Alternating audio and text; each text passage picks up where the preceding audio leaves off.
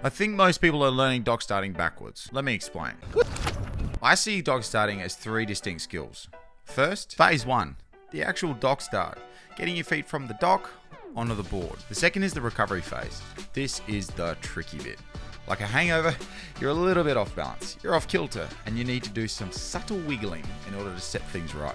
This is where most people will fail. This is where most people struggle. The third phase is your normal pump. That's the phase for another video, and you can check out my collaboration with Oscar for some help with that.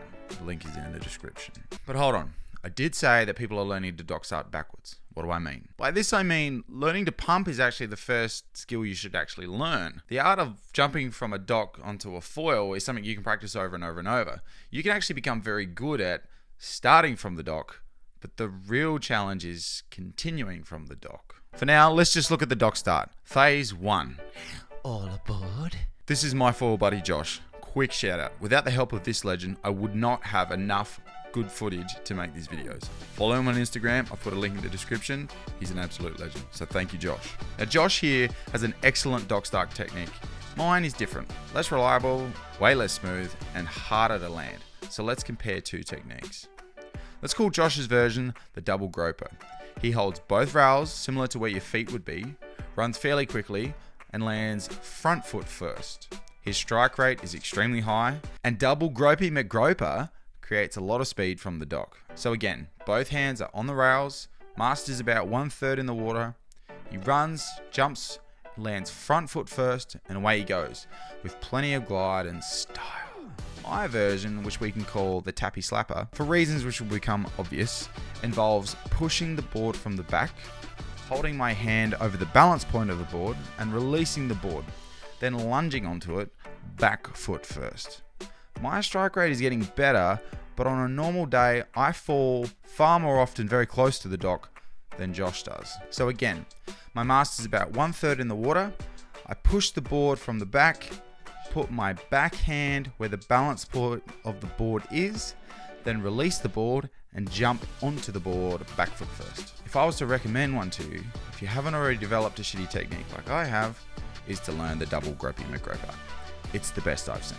Phase 2, the recovery. This is where we separate the boys from the men, the cowards from the heroes, the bagels from the cheese.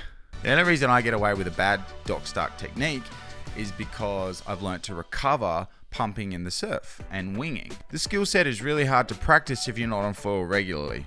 It requires subtle changes in foot position and adjustments in effort and pump cadence in order to recover from however off balance you've landed in order to get speed, get back high up on the mast to get into your normal pump comfortable rhythm.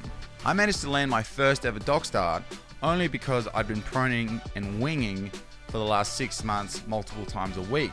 So when I landed on the board really badly and I flapped my arms around crazily like a crazy man, I completed it because I knew how to recover from a stall and from pumping in those other disciplines. If you don't yet know how to pump, dock starting might be incredibly hard for you. If you've got access to surf and winging or other foiling sports, it'll help you tremendously if you decide to go and do some dock starting, to have those skills first.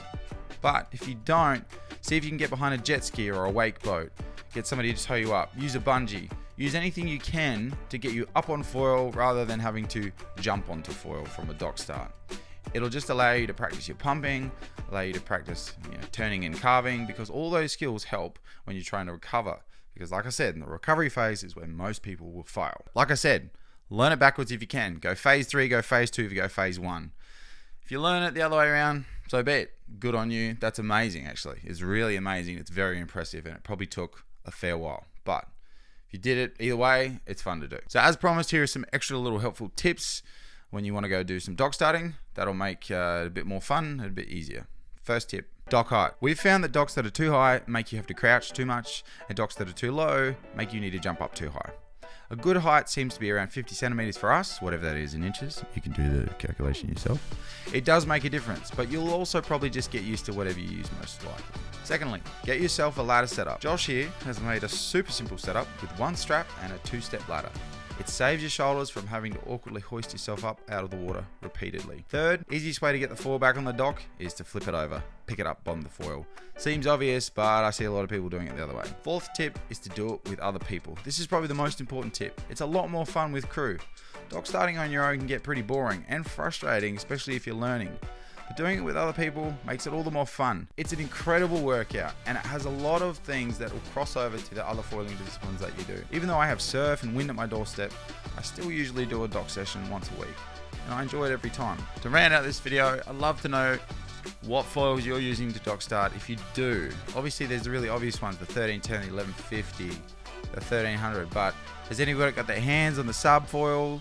Or are there any brands that I don't know of that have really good dock start wings that you're using and having a good time with? Let me know, because I'd love to get my hands on a few other wings to try out. So until the next one, have fun foiling, and thanks for watching. Bye.